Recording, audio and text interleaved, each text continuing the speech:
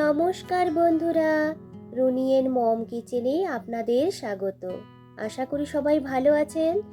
আজ আমি আপনাদের সঙ্গে শেয়ার করব আটা দিয়ে তৈরি করে নেওয়া ভীষণই হেলদি ও টেস্টি একটি ব্রেকফাস্ট বা টিফিনের রেসিপি।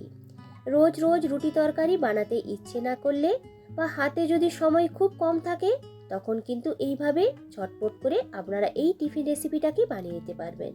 খেতে কিন্তু ভীষণই টেস্টি হয়, আর ছোট থেকে বড় সকলেরই কিন্তু খুব পছন্দ হবে। একটা লাইক দিয়ে সম্পূর্ণ ভিডিওটা দেখে নেওয়ার অনুরোধ রাখলাম। তো দেখুন, আজকের এই টিফিন বা ব্রেকফাস্ট রেসিপিটাকে বানিয়ে নেওয়ার জন্য এখানে নিয়েছি 1 বাটি আটা। আটার পরিবর্তে আপনারা চাইলে এখানে কিন্তু ময়দাও ব্যবহার করতে পারেন। দিয়ে দেব পরিমাণ মতো নুন আর অল্প একটু কালো জিরে। প্রথমে আগে সমস্ত শুকনো উপকরণগুলোকে ভালো করে একটু মিশিয়ে নেব। এরপর এর মধ্যে দিয়ে দেব জল। তবে জলটা কিন্তু একসঙ্গে বেশি দেবেন না, অল্প অল্প করে জল দিয়ে একটা পাতলা করে ব্যাটার তৈরি করে নেব।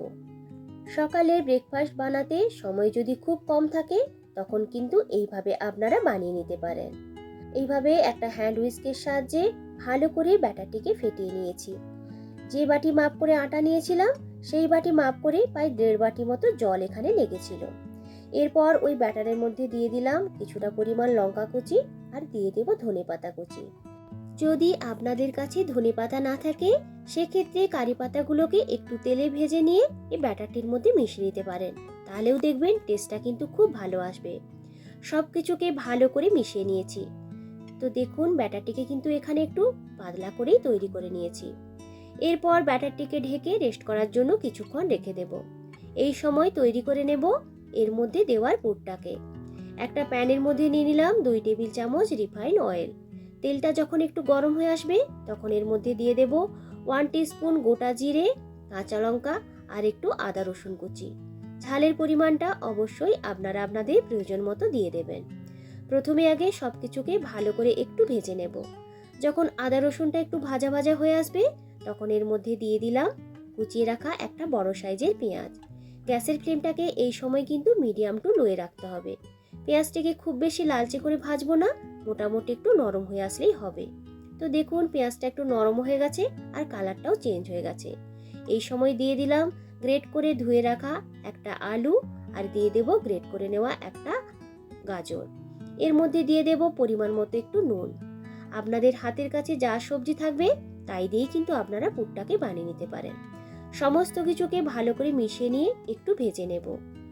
এরপর ঢেকে কিছুক্ষণের জন্য রেখে দিলাম।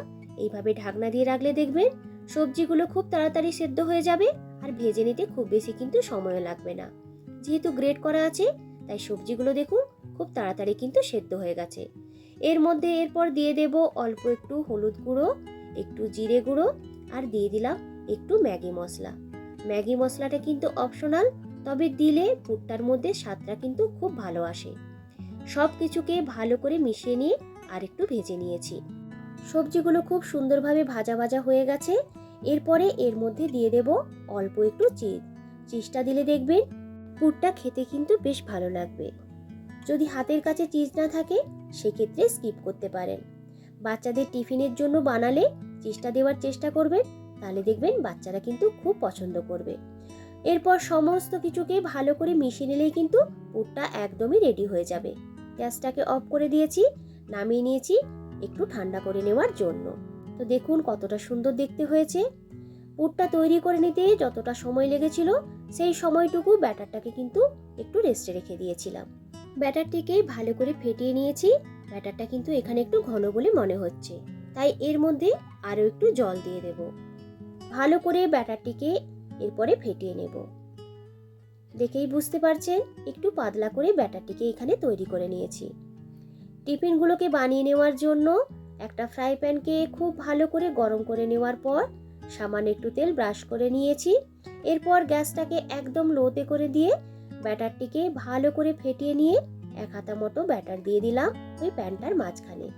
আলতো হাতে এইভাবে একটু বিছিয়ে নেব। কয়েক সেকেন্ড অপেক্ষা করলে দেখতে পাবেন ওপরের দিকটা কিন্তু একদমই শুকনো শুকনো হয়ে যাবে। ওপরের দিকটাতে সামান্য একটু তেল ব্রাশ করে নিয়ে উল্টে দেব অন্য দিকটাকে ভেজে নেওয়ার জন্য। তো দেখুন নিচের দিকটা কিন্তু খুব সুন্দরভাবে ভাজা হয়ে গেছে। এরপর যে পুরটাকে তৈরি করে রেখেছিলাম, কিছুটা পরিমাণ পুর নিয়ে ভালো করে একটু এইভাবে ছড়িয়ে নেব।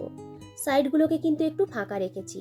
এর মধ্যে লাগিয়ে নেব তৈরি করে রাখা ব্যাটারটাকে এইভাবে লাগিয়ে নিয়ে যখন আপনারা ফোল্ড করবেন, দেখবেন মুখগুলো কিন্তু খুব ভালো করে চিটে থাকবে, খুলে যাওয়ার কিন্তু কোনো রকম ভয় থাকবে না। ভালো করে ব্যাটারটিকে লাগিয়ে নিয়েছি। অপর দিক থেকে এইভাবে একটু ফোল্ড করে নেব। খুন্তির সাহায্যে মুখগুলোকে এইভাবে একটু প্রেস করে নিয়েছি, যাতে খুব ভালো করে মুখগুলো আটকে থাকে। এরপরে উল্টে পাল্টে দুদিকটাতে একটু লালচে ভাব ধরে আসা পর্যন্ত ভেজে নেব। খুবই অল্প তেলে আর ঘরোয়া কয়েকটি উপকরণ দিয়ে আপনারা কিন্তু এই টেস্টি ও হেলদি ব্রেকফাস্ট বা টিফিন রেসিপিটাকে বানিয়ে নিতে পারবেন। তো দেখুন একটা কিন্তু আমার তৈরি হয়ে গেছে, আরও একটা আপনাদেরকে বানিয়ে দেখাচ্ছি। রোজ রোজ রুটি তরকারি বানাতে ইচ্ছে না করলে সকালের ব্রেকফাস্ট, রাতের ডিনার বা স্কুল অফিসের টিফিনে কোনো রকম ঝামেলা ছাড়াই এই টিফিন রেসিপিটা আপনারা বানিয়ে নিতে পারেন। আশা করছি আপনাদের ভালো লাগবে। যদি ভিডিওটা ভালো লাগে একটা লাইক দিয়ে কন্টিনিউ করে নেওয়ার অনুরোধ রাখলাম। আর আমার চ্যানেলে নতুন বন্ধু হয়ে থাকলে অনুরোধ রইল চ্যানেলটিকে সাবস্ক্রাইব করে সাথে থাকার জন্য। আর পাশে থাকা বেল আইকনটা কিন্তু অবশ্যই প্রেস করে রাখবেন। তো বন্ধুরা, আজকের এই আটা দিয়ে তৈরি হেলদি ও টেস্টি টিফিন বা ব্রেকফাস্ট রেসিপিটা আপনাদের কেমন লাগলো অবশ্যই কিন্তু কমেন্ট করে জানাবেন।